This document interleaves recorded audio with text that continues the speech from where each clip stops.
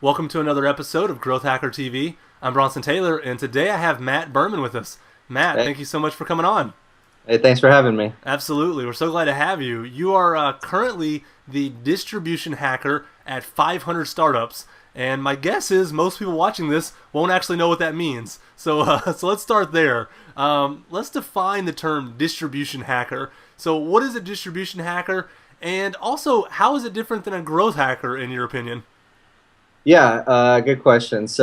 A distribution hacker is a role at a company where their focus is to grow the product or service through a combination of paid acquisition and funnel optimization. So they're trying to get the best cost per acquisition for users while increasing lifetime value, which makes it easier to acquire users for more expensive prices. Yeah, no, that's perfect. So what's the main difference between that and like a growth hacker? How do you see the two kind of play out there? Yeah, in my mind, a growth hacker is more focused on free mechanisms for growth, like internal growth. Mm, So whether they're focusing on virality or whatever it is, it's more free methods. Where a distribution hacker is focused on external paid methods, and those are the key distinctions. And there's actually a lot of overlap between the two. hmm Uh, with the distribution hacking, funnel optimization, which is it's free and it's internal, but it also helps with acquiring users. Gotcha. And so you actually help the startups that are a part of 500 startups with distribution the way you defined it. Is that right? Yeah, absolutely. Yeah. So when you get with them, you're not necessarily doing product centric things like, oh, let's gamify your registration flow or something like that. You're more thinking, all right, what are some paid channels that we can really, execute on? Is that right? Yeah, that's exactly right. There's definitely some internal stuff that I like to work on, Mm-hmm. but it all relates back to acquiring more users through paid external methods. No, that's awesome. I'm so glad that's kind of your expertise because I want to dive into that. We have a lot of people on the product side that come on the show because that's kind of normally what growth hacking is. I think you're right. So I think it'll be fun to get into more of the paid stuff because people don't realize like paid stuff works. Like it's a huge way to distribute a product if you do it right, or it's a huge way to waste money, right?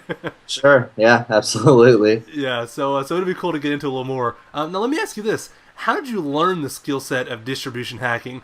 Was it through working at a big company that had a lot of paid stuff? Was it through your own startups? Was it through just reading a lot online? How did you kind of acquire the skill set? My first job was actually doing search engine optimization for a media company. And then, about a year or a year and a half after I started that, I discovered pay-per-click marketing. And instead of seeing results 6 or 12 months down the line, I was able to see results overnight. Mm-hmm. So I started playing around with that. Where I learned most of the skills that I use today was actually through affiliate marketing, which I did for 2 to 3 years. Basically a company or a product would come to me with an offer, and they would basically pay me to promote their product or service. Okay. Yeah, so I'm sure that's when you really got aware of lifetime value versus cost of acquisition because that margin was actually your paycheck when you do Yeah, affiliate, right? that's exactly right. You learn really quick that way. And actually, in subsequent jobs, I was really fortunate. They trusted me with a fairly large budget to acquire users for them. So at the same time that I was applying skills that I had learned previously, I was learning new skills at the companies I was working for. Yeah. Do you recommend that entrepreneurs that really want to understand distribution and growth and that kind of stuff, would you recommend they take a similar route and maybe go and try to do an affiliate thing? Because then they don't have to build the product, they don't have to manage the support. All they have to do is figure out, could I actually grow this if all the other pieces were done? Do you think that's a good thing to try for people? Uh, the affiliate world is crazy nowadays. I haven't been in that world for a few Uh years. huh. Um, it's a tough road to go down, but I think I think there are still some pretty legitimate ways to promote products out there for affiliate marketing that hmm are pretty good to test. But I think focusing on products and startups is probably the better route to go. Yeah, no, I think you're right. I mean, I think the affiliate world, it's almost like there's two parts to the affiliate world. I mean, there's companies like Treehouse, and they have an affiliate program, and so you can become an affiliate for Treehouse. They have a legit service. It's a great startup, and you can make a profit off of it. But then there's also kind of the seedy underworld of affiliate that you probably don't want to mess with too much, because then it's just pushing things that aren't that good to people that don't really need them. Yeah, so I mean, if an entrepreneur wants to learn these skills and definitely wants to get into affiliate marketing, Amazon and eBay, they all have really good affiliate programs, and they're definitely all above board. And yeah, that's definitely a good way to go. I would avoid like you said, kind of the underside of the affiliate world, though. Yeah, absolutely. Now, let me ask you this: when should a startup really be thinking about growth hacking, and when should they try distribution hacking? Is it one of those things where they're just always doing both? Is there kind of a period of growth hacking and then you kind of transition into distribution hacking? How do you see those worlds relating in the timeline there? Yeah, so at the very early stages of a product, if you're trying to still figure out who your demographic is, or you need additional data to work with, user acquisition is great.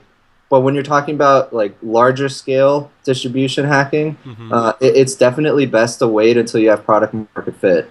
At that point, you should be basically at a point where you're about to hit the gas and really just accelerate your growth rather than use distribution to acquire your first set of users.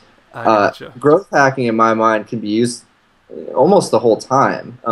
You should be thinking about, well, what can I do to get my users more involved in my site, more viral, more referrals, whatever it is. I definitely think growth hacking should be thought about from the very beginning. Yeah. Now, you say we should really focus on distribution hacking when you're about ready to hit the foot on the gas and you've already found product market fit. Is part of the reason that it's too easy to waste money when you don't have product market fit with pay-per-click? I mean, that's my guess. I don't know if that's right, though. Is that the way you see it? Yeah, you can acquire as many users as you want with distribution hacking, but if they're not sticking around, then you're wasting money. You could be the best distribution hacker and acquire extremely cheap users and get a bunch of signups. But yeah, if they're not using your product and they bounce or they don't stick around for very long, then you're really wasting money, which is why it's really important to find product market fit first. Yeah. I've actually had some people come on the show and they agree with what you're saying. But what they will do is they'll actually use paid to get a few users initially just to test their funnel, but not really to grow because they know they're not ready to grow through distribution yet. They're just using it to get some metrics to work with. So I think you're both in agreement that until you're ready to really put the foot on the gas, stick to some other things. Now, talk to me about a typical day for you at 500 Startups. This is just one of those questions I ask because I'm interested. Because, it's hard to imagine, like, what do you do, There's so many startups there with so many different needs. Are you teaching them in a lecture hall of how to think about pay-per-click? Are you getting with them and literally, setting up campaigns on their behalf? What do you do there week to week? So 80% of my time is actually spent directly with two startups at a time, and I'm working hands-on with them as part of the distribution program at 500 Startups. That is, I'm in there, I'm setting up campaigns, I'm showing them how to set up campaigns, I'm doing funnel optimization. Then the other 20% I'm actually spending with the different accelerator batches. And this is more free form where they can book mentor sessions with me or just ask questions, or if they have, if they say, well, we ran this campaign and we'd love your advice on how to improve it, that's kind of where I help them there. But a typical day is going into the office of whatever startup I'm working with, reviewing the data from the day before, the week before, and going from there, making optimizations, trying to find where people are dropping off in the funnel, and trying to scale. Yeah. Is it hard because every company, I'm sure, has their own mix of analytics, their own kinds of campaigns, and you have to go from one to the other and kind of like readjust your mindset. Okay, what numbers am I looking at? How much money have they been spending? Is it hard to kind of adjust to the different startups? Yeah, context switching it's been a challenge, but I've gotten pretty good at it. It's weird. I mean, a lot of the startups are using similar tools, so it's not that even though their businesses are different, they're still using similar analytics tools, similar distribution channels. So it's just a matter of remembering where you were previously in terms of data and what you've tried, and that's just a matter of being organized. Yeah. Well, speaking of being organized, you've kind of created a really good organizational tool for distribution hacking. It's a framework, I think is what you call it, somewhere online. And so it has 7 things, and it's kind of the 7 steps. You start at number 1, you work your way through it, and it's just like I said, a general framework on what to do and how to do distribution hacking. So what I want to do is I want you to walk us through these 7, because my guess is, even if it's not explicit internally, this is what you're doing. When you go into these companies, you're figuring out, what to do next. But the first one, number 1, is define your target customers and demographics. What do you mean by that, and how do you do that? Yeah, so when you have product market fit, you actually usually have a really good idea of who your customer is. So it's more about just writing it on a piece of paper, really understanding who you're going to go after when you're talking about user acquisition, and more importantly, where they hang out online. So if you have a B2B business and you're targeting CEOs for a product for that business, Facebook might not be the best channel. So really thinking about who your customer is and where your customer is at the time that they might be thinking about using your product. Yeah. Would you be like, kind of brainstorming like what message boards do they hang out on? What blogs do they read? What keywords do they talk about? Is that the kind of stuff you're really wrestling through in this stage? Yeah, definitely that, and just thinking about who they are when you want to acquire them, because people have multiple personas online. The person I am on Facebook is different than who I am on LinkedIn or what I might be searching for on Google. Okay. I'm in a different mindset on each of these platforms. So thinking about what's the right platform for who I'm trying to acquire at the time. No, that's a really good insight right there, because if I'm trying to target dog lover Matt, I might go to Facebook, right? But if I'm trying to target the distribution hacker Matt, I might go to LinkedIn, and it's the same Matt, it's the same profile, it's the same person, but one of them is going to be successful and one may not be, because you're not looking for that kind of thing on one of those platforms. Is that sort of what you're getting at?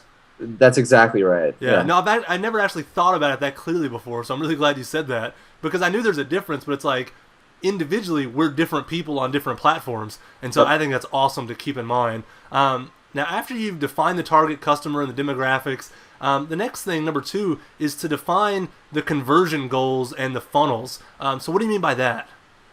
Sure. So, when you're doing user acquisition, you have to have a conversion goal, right? Because otherwise, if you're just acquiring users for page views, or the only way that would work is if you have a CPM-based revenue model, and user acquisition typically doesn't work very well for that type of business. But that being said, actually, let's back up. Why don't you explain what you just said? Because I know what all that means. I want to make sure that people listening do. That if you have a CPM-based business model, that pay-per-click probably doesn't work. Why is that? Break it down for us real quick. Sure. So if the only way you're monetizing is CPM, like banner ads, or let's say pre-roll, whatever it is, your cost per page view is still really low, even if you have really high value brand advertisement. So if you're paying, let's say for example it's 50 cents on Facebook to acquire 1 click, and they stick around for a maximum, of let's say 10 page views, which would be awesome on the first visit, that doesn't even make sense dollars wise. So you're still ROI negative on that. Yeah.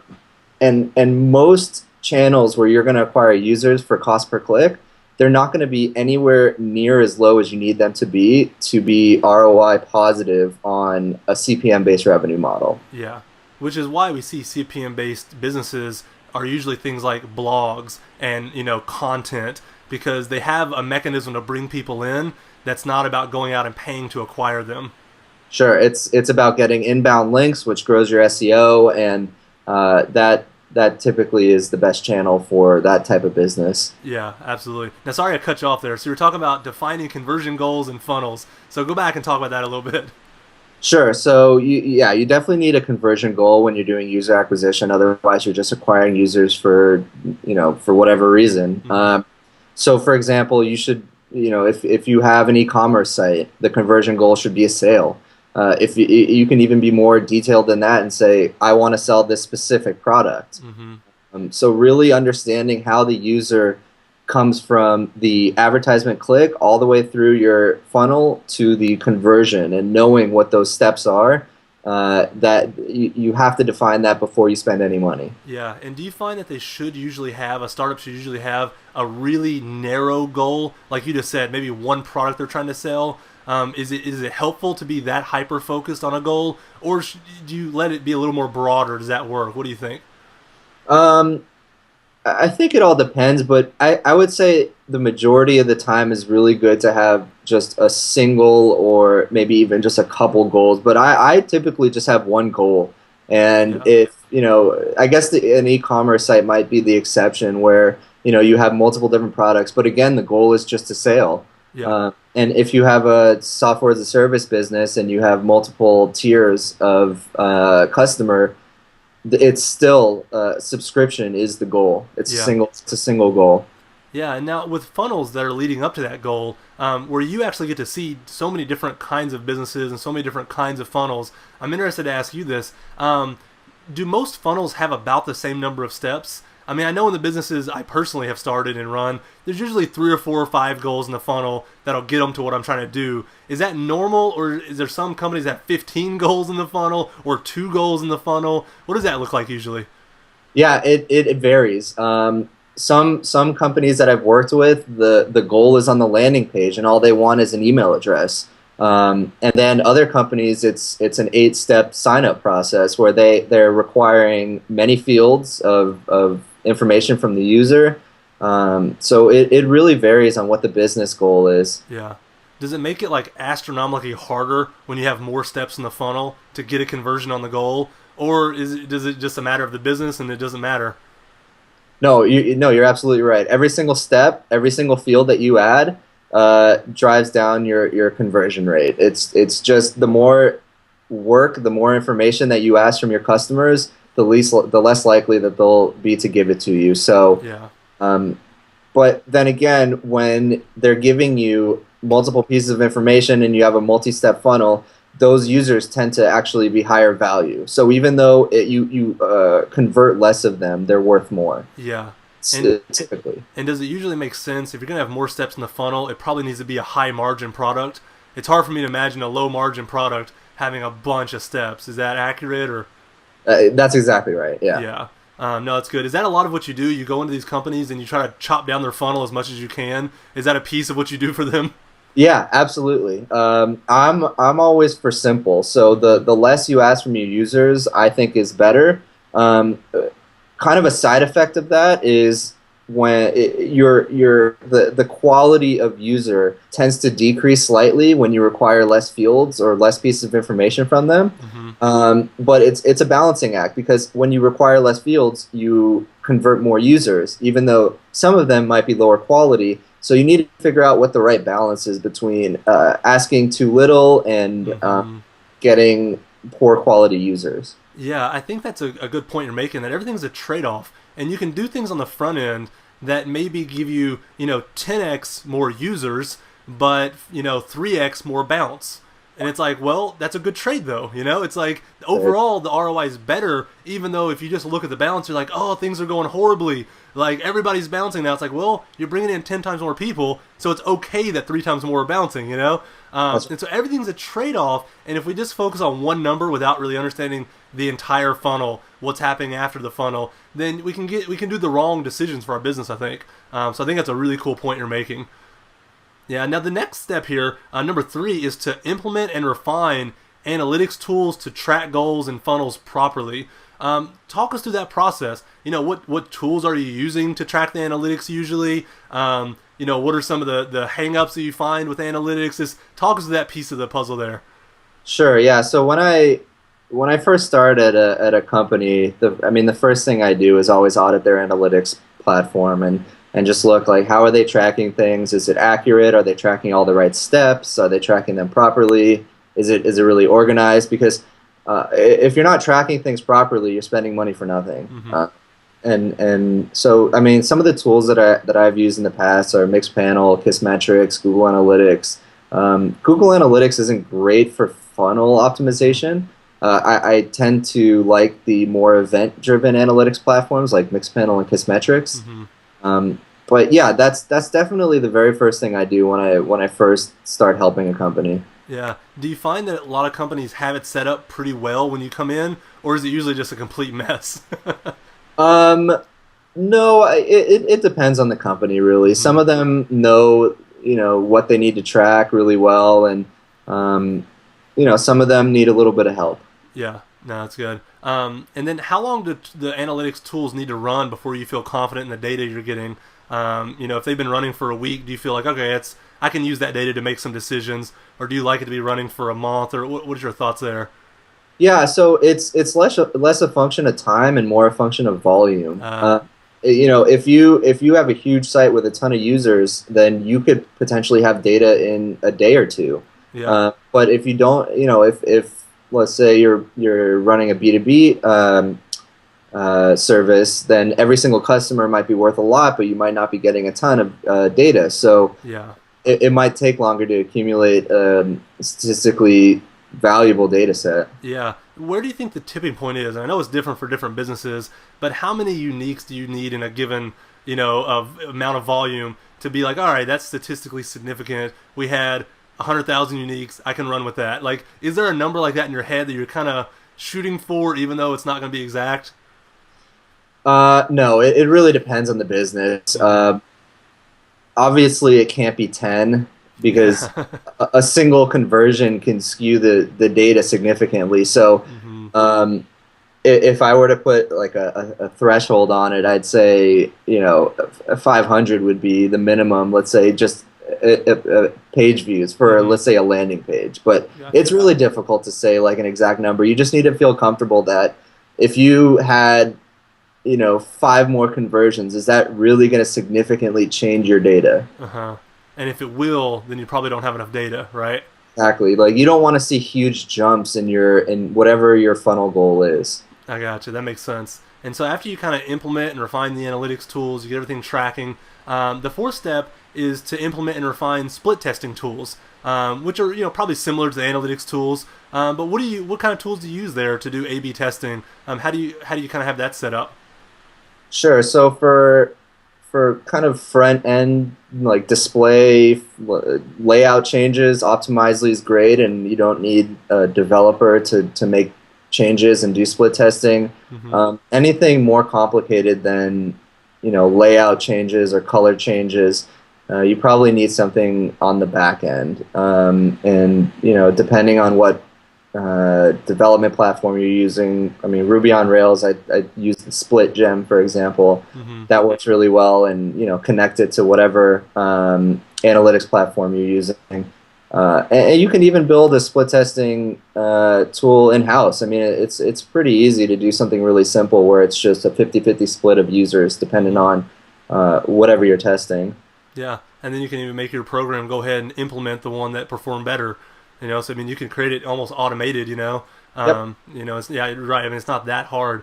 So after you kind of have the split testing put in, the fifth thing is hypothesize channels to acquire customer slash demographic and set up ads on those channels. So what Yeah. do you mean hypothesize channels? It sounds complicated.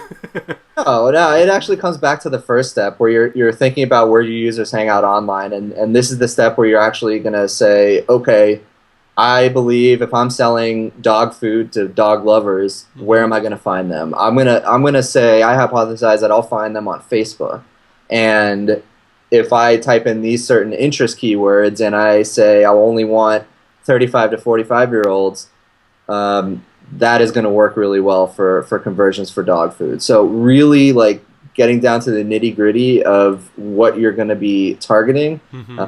This is the step for that, and you're just saying I want to test this. Yeah. And do you find that most companies' hypotheses are really close, or really do they not understand who their customer is until a lot of different hypotheses and a lot of different ads have been ran? How do you see that? No, they definitely know. Okay. Yeah, the companies that I've been working with, they have product market fit because they're ready for, stepping on the gas as we spoke about earlier. So they know who their customer is. It's just a matter of, and they usually have an idea of where they hang out online. So it's just a matter of defining it and then going out and testing it. Yeah, and then after you create the ads, and then we'll come back to some of the more tips and tricks about creating those ads. So we'll get to that in a moment. But number six is just execute the acquisition experiment. So is that just a matter of you hit go, you hit active on the ad, and then you kind of watch the funnel and you watch the analytics and you watch the goals? Is that step six?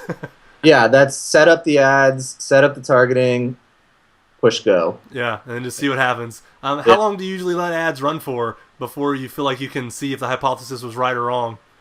I guess it's probably a matter of volume again, right?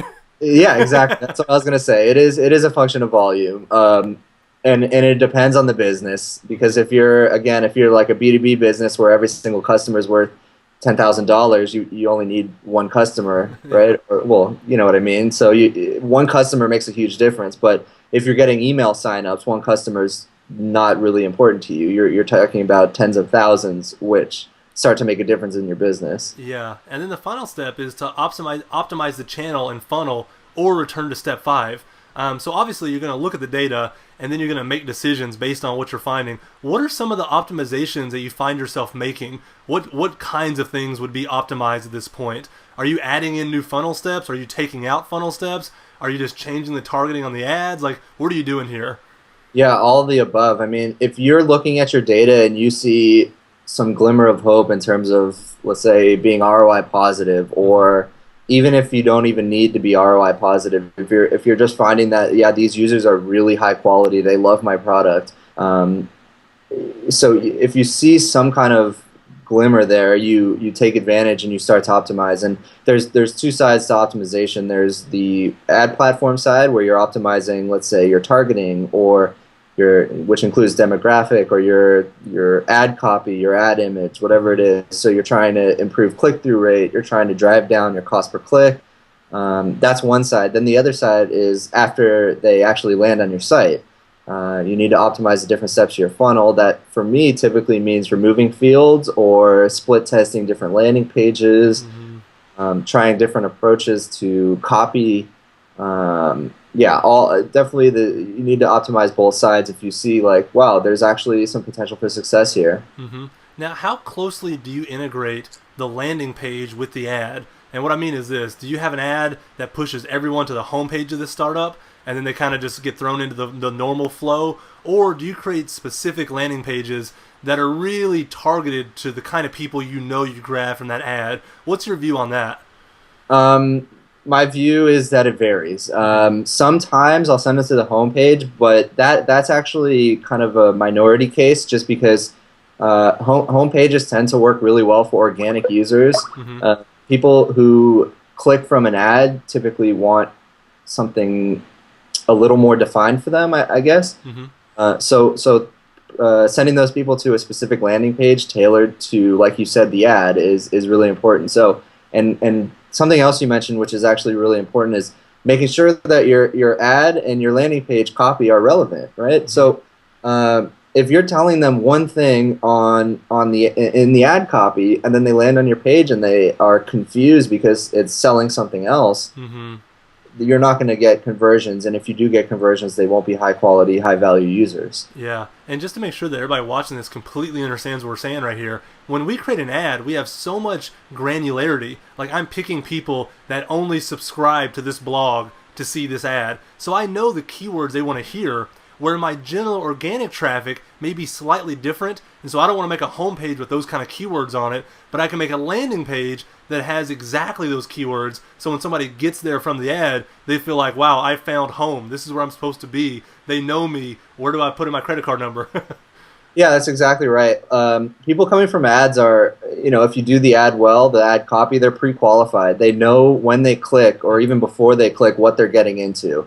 So if you have a call to action in your ad, or you always should, Yeah. you're telling them what to expect on the following page, and that's really critical. So if you're saying, um, you know, click to sign up on the next page and you give them, and it's not obvious how to sign up on the next page, or you're selling them something completely different, it's not going to work well. Yeah, you mentioned the word pre-qualified, so I want to ask you one more question about this, even though it's kind of a tip and trick. When you create the ad copy on the platform, whether it's Facebook or Google or whatever, do you recommend putting a price in there in the ad if there is a price, so that way it's like super qualified, and that way you won't even waste a click unless they know they're willing to pay some kind of money? Or do you think, I'll sell them later, let's ease them into this thing? Yeah, so again, it all depends, right? So all this comes down to testing. What I do typically like to do is, if there's a discount, or if it's free, or if it's inexpensive, I do put the price, or I'll test putting the price. But if you have a really high cost product, you might scare away potential customers that you could have got to your site, and then you can upsell them over time. Yeah. So higher cost products, I don't typically put the price in the ad, but for lower cost or discounted or even free products, I like to say that in the ad copy. Yeah, I was just wondering because you get to see so many of these ads. I wanted to see how you thought about it. So now, people watching this, I know some of the questions they'll have about pay-per-click, about distribution hacking, because you do it well, but they're trying to figure out, like, all right, they have follow-up questions. So here's some of the ones I think people want to know. One, how big of a budget does it require to kind of use your system, to use your framework? Do they need like a significant budget to really make this work, or can they try it with a couple $100 and just see what happens? Yeah, great question. You can definitely try with a low budget. You need statistically significant data. That's the most important thing. So if you don't have a lot of money to spend, if you don't have a large budget, then really pick and choose what you're going to target really carefully, because you don't have a lot of money to spend. So you only want to focus on one experiment, and you want to say, I want these exact users. This is what I'm going to spend my few $100s on. I'm only going to test 2 different ad copies at a time, because the more variations in ad copy, the more variations in targeting you have, the more money you need to spend to test it all, right? Because it costs more money to get statistically significant data for all the different variations that you're running. Now, some of the people that are going to try distribution hacking, they're going to watch this interview, they're going to get inspired, and they're going to go and buy ads somewhere, right? They don't have the experience you have. They don't have all this historical data kind of locked away in their head of this worked before, this didn't work before. Should they just expect to waste a little bit of money at the beginning to figure some things out? Like, should they go in thinking, I don't know what I don't know, I'm going to make some mistakes here, that's okay? Or can you actually optimize something and get it pretty decent early on, even without a lot of experience? What do you think? I would suggest reading, just doing research. There's some pretty standard things to implement when you're talking about ads. Like I mentioned, call to actions, and it especially helps if you know exactly who your customer is. But I think the toughest part of getting started isn't knowing that kind of stuff, but rather using the platforms correctly. So you might set up an ad but forget to include your tracking parameters in your URL, for example. Just a random example. Yeah. So learning how to use the platform saves time, and I think that's probably the more difficult part is just learning all the platforms, and the better you know them, the more quickly you can iterate on your tests. No, that's great. Well, that's a perfect segue into my next section here. Let's talk about the platforms a little bit. So what platforms do you typically use? Do you have a go-to platform? Do you have a couple? Or do you just have like 20 that you pull from depending on the need? Yeah, so it's really dependent on the need, but my go-to has been Facebook. A lot of the companies that I've worked with have been consumer-facing, so Facebook works really well. They have a ton of scale. They're, over 1 billion users are on there in all different countries throughout the world. Their platform has become a little more difficult to use recently. It's just a little complicated, but I still think it's easier to set up a successful campaign on Facebook than it is to set one up on AdWords. Okay, that's good to hear. Yeah, because with AdWords, you have the quality score issue, which is, people, they list all the factors that go into quality score, right? ad relevance, keyword relevance, landing page relevance. All these things go into it, but it's still a black box at the end of the day. Like when I set something up, I'll think it's perfect, but they'll give me a quality score that is not perfect. Uh-huh. So with Facebook, you don't really have to worry about that. You just have to know who you're targeting and just do testing. So I think it's easier still. And Facebook, yes, is my go-to. Yeah, and just real quick, why does the quality score matter on Google? What does that actually do? Does that give you a lower cost per click, or what happens there? Yeah, that affects your cost per click. Quality score is like I mentioned, just the relevance of all the aspects of your advertising. And yeah, it definitely decreases your cost per click. It lets you pay less for the same clicks that your competitors might be paying more for. Gotcha. But since it's a black box, you can't really change all the parameters that go into it. I'm actually Yeah. glad to hear that you say you focus on Facebook because it seems like every 6 months, some company announces that Facebook ads don't work, and then some other company announces that it's the best thing ever. And so it's like it's really confusing when you just read the blog post and you see what everyone has to say about it. So I'm glad that it's kind of your go-to thing and that you believe in it and it works for you. And so help educate us here. What are some tips and tricks for somebody going to Facebook? They're setting up an ad. What's the list of things of like, look, make sure you do this. Please don't do that. Only rookies make this mistake. Like, rattle off some of those things that you just know really matter about Facebook ads. Um, Segmentation is key. So if you have a pretty broad appeal product, um, segmenting all the different available targeting criteria on Facebook is really important. So knowing that an 18-year-old is going to perform completely different than a 45-year-old is really critical. So you don't want to lump them into the same ad. You want to test them separately. So you want to set up two separate ads. And what I actually usually do is do 5-year ranges of age, for example, like 18 to 24, 25 to 30, whatever, all the way up to however old you think your target demo is. Segmenting male and female, they typically perform differently. Keeping your interest keywords really precise. So you don't want to target a group if, let's say, they like basset hounds, and then you also want to target somebody who likes swimming, right? In the same ad, they're completely different. So you want to say, like, if you're targeting dog food, you want to maybe list all the different types of dogs rather than something just completely random. Yeah. So yeah, those are pretty good ones.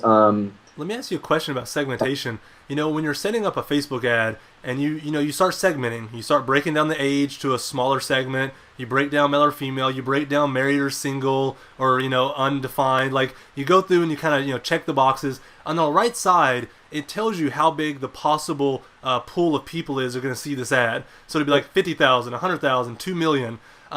What number is too big and what number is too small? Because this is something I run into where I'm like, all right, I know I don't want it to be too huge, or I'm not defining it enough what my actual target is. But if it's too small, I mean, what is one person going to see my ad one time a day? And like that's not enough to actually do anything. And sometimes I have a hard time spending the amount I want to spend. So what number do you like over there on the right side? Yeah, that's a great question. So for a rough estimate, I typically like anywhere between 100,000 and 1.5 million in the audience. And obviously, these aren't like hard and fast rules, but that's typically where I like to get in. If you have too few people in your audience, you're not going to have the scale that you need. If you have too many, it's really difficult to find a single ad that is going to appeal to all of them, right? So your click-through rate is going to be really low. And with Facebook, click-through rate is everything. The higher your click-through rate, the lower you'll be paying per click.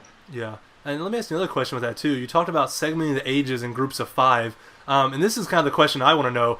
At what age do they start having discretionary money to buy stuff? Is that like the magical number? Because when I go on there, I honestly ignore people until they're like 23. Because I'm like, nobody has money until they're 23. And I just don't even want to show them an ad and have them click and waste my money. What do you think about it? Yeah, that's a pretty good threshold for the age. If you're only asking for signups, you can go lower. If you have like flash games, for example, just random example, you can target young as you want to, and the younger demo actually is typically cheaper because of that reason. They don't really pull out their credit cards. Yeah. So the older you go, the more likely they'll pull out their credit cards up to a certain point. Mm-hmm. And then if it's, if you're going a really old demographic, then I found it's actually less likely. That's from my experience. All right, so give us the other side of that window. So 23 to 40, what are we talking here? Um, Yeah, I would say if your goal is for somebody to pull out their credit card, I would say somewhere like 23, 25, all the way up to 55 or so, Yeah. 60 maybe. I think the internet and being used to taking out your credit card and paying for things online. I think more and more people are getting really used to that. So I think that rule is going to be less important later. Yeah. But for now, I think Facebook only lets you go up to 65-year-olds anyways, or you could just say any after that. Yeah. Now, how important is the image as opposed to the copywriting? Does one trump the other every time in terms of importance, or is it just getting the mix right? What do you think about that? Yeah, that's another great question. So image typically affects your click-through rate. Image is what is going to catch people's eye and get them to click. Now your copy, the text in the ad is where you're going to be pre-qualifying, like we talked about earlier. So the text in your ad will actually affect conversion rate more often than your image. So they image click for an image, they convert for a copy. Exactly. Yep. No, that's great to know. And now we can't get into all the details of copy because it's so unique to what the product is and who the audience is and what words they want to hear and what things turn them off and what things don't. But let's just do one really high level one. We'll do male and female, right? Is there any kind of things that you should be putting in the copy when you're targeting women as opposed to men? Like, do all the cliches hold true, or do you just have to test and see? Yeah, test and see. There's just kind of a standard set of things that you should be doing in your ad for both male and female. In terms of segmenting male versus female, I think it's all about testing and what works for your customers. Some of those standard things, like I mentioned, call to action is really important, including the words free or discount if that's applicable. You should include those. If it's applicable to your product, if it actually is free or if it actually is discounted for certain users, that's great. And what kind of call to action should you put in there? Like click here now or that kind of thing? Basically, you want to tell them what to do and or what to expect when they do that. Okay. So a combination of both is the best. For Facebook, I usually say something like click here to sign up, click here to subscribe, get it today, maybe put some time pressure on it. With Google AdWords, you can't actually say the word click, so you have to think like you could just say like tell them what they'll be expecting on the next page. For Facebook, you can, telling them to click typically works well. Yeah, no, that's great. Any other tips and tricks with Facebook? Of setting up a campaign or monitoring a campaign, just anything. Well, one of the things you mentioned was setting up the URL to correctly track things. What kinds of things? Because here's what I honestly do. I put one thing in the URL. I know you can have like 4 or 5, however many different parameters you want. I just throw one keyword, question mark equals whatever, something I'll remember. Is that bad practice? Should you make it, a little more technical than that and really break it down? What do you do there? No, it's good that to do any type of tracking like that is great. So something really important to do is to make sure those parameters that you're using in the URL. What I like to do is keep the name of the parameter or the value the same as the ad name, the same as the campaign name. So when you actually see clicks and conversions in your analytics platform, you don't have to dive in and look at each URL in Facebook. You can just say, oh, well, the ad with this name, which matches this person who converted on my site, it's all the same. So it's really easy to keep organized like that when you have your ad name and your parameters the same. Yeah, and just at a high level, like I'm assuming people know this, but a lot of people probably don't, that these analytics platforms actually look at the URL and can do interesting things based on what data you're putting in the URL. So just make sure people listening to this are clear. You're creating a URL to your landing page, but you're adding in data in that URL that doesn't affect the landing page at all. It's still just clicking through the landing page. You're going right to where you would have went. The only difference is now you can figure out after the fact how it performed when you're looking at your analytics, right? Yeah, that's exactly right. So, like you mentioned, when you put a question mark and then a value, it doesn't change the landing page at all. It doesn't change where they go. It just passes additional pieces of information. So, out of the box, Google Analytics looks for something called UTM parameters, and the format is usually UTM underscore, and then it's either medium or campaign. You're basically just defining where that click is coming from. Yeah. What I typically do with Mixpanel or Kissmetrics, I think Kissmetrics does it out of the box as well, is I make sure that they are looking for those parameters as well, the same exact ones. So you don't need to, add 7 different parameters. You could just use the same ones for all your analytics platforms. Yeah, no, that's great, and it really does help tracking after the fact. And then then you can compare lifetime value, cost of customer acquisition. Now you have the data, because if you don't put those parameters in there, you're stuck with Google Analytics just telling you they came from Facebook, and then it's really hard to figure out what has happened, and you're probably going to waste a ton of money. Yeah, and when you put when you can tie the ad to the user, and then which is especially important, is tying them to the lifetime of their usage of your product. That's critical, because then you could say, oh, look, Facebook users actually have an LTV twice as much of my organic users. So you can actually spend more money on users coming from Facebook. Yeah, because they might actually have the same amount from Facebook or Google in week 1, but then later Facebook people stay around, so you can spend twice as much on Facebook and get the same ROI, but you wouldn't have known that unless you tie the campaign all the way through to the use of the actual customer. And so, yeah, I think you're absolutely right. That's awesome.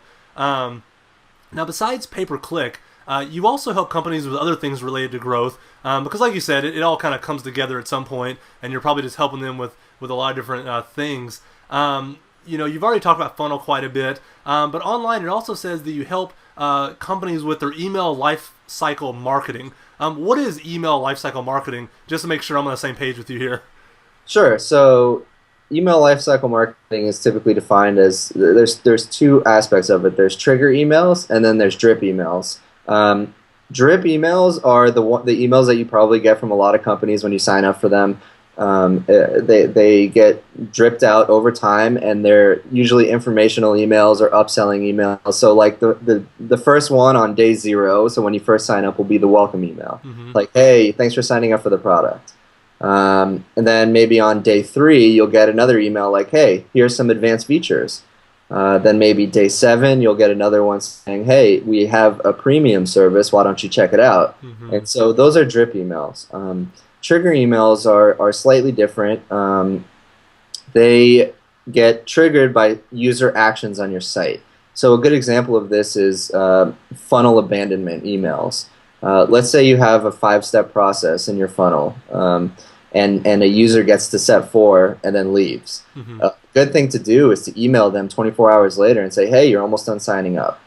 So that is what a trigger email is, and the purpose is to try to get them to come back and complete whatever action that they started. Yeah, and you can see how powerful that is, because you're getting a reminder about something you almost completed in the example you gave. How do you set them up? Are you using Mixpanel to set up your event-based emails, or using something else usually?